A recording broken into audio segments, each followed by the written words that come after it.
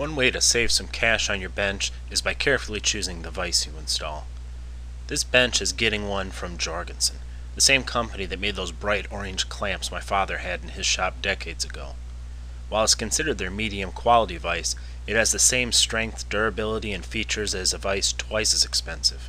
I got this one for under $50.